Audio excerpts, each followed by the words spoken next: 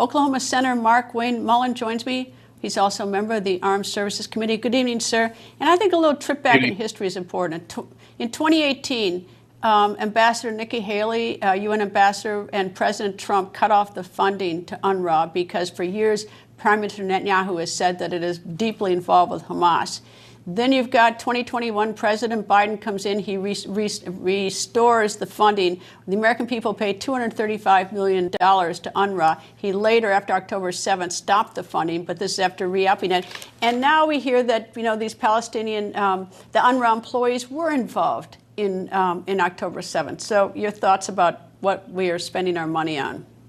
Well, Greta, first of all, we shouldn't be funding the UN for right now that's working in Palestine, Gaza at all. And here's the real issue that we have: is not only did they say that they fired 9, or they're going to fire 9, they haven't fired them. They said they're going to fire them. There was 19 that was under investigation, but when the deputy spokesperson was discussing it, he said multiple times that they actually did an independent one. They couldn't find anything, but yet they said 9 were fired because there was significant evidence that they may have been involved.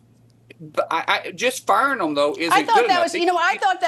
I thought that was pretty lame. May have. Either they were, or they were not. That may have. I thought it was their effort to try to put things under the rug. Well, they're trying to put the things underneath the rug. They're not in the interest they're not paying attention to the interest of the region.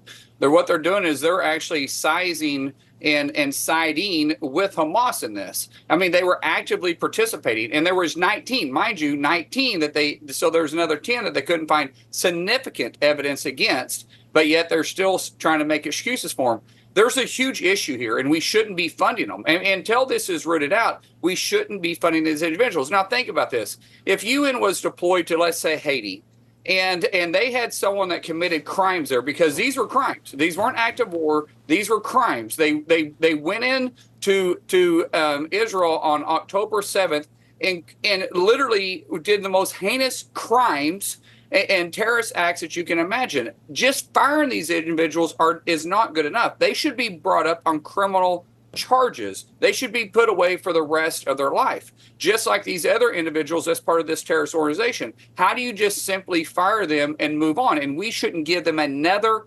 dime until we can make sure that this problem is rooted out, even if we ever fund them again. And I'm to the point now that we shouldn't fund them anymore. Well, the Trump administration, they did stop funding them, but President Biden took office and he thought that we should fund them. And of course, now he has stopped funding them. But, it's quite shocking Yeah, but Greta, what you have with the Biden administration the whole time is they do appeasement. They try to buy their friends. In the Middle East, they respect you. And if they don't respect you, they don't care what you do or what you give them. And he is constantly doing his foreign policy is appeasement through diplomacy. Trump's policy was peace through strength. If you don't respect us, don't expect us to be there for you. Sir, Mark Wayne Mullin, thank you, sir. Thank you.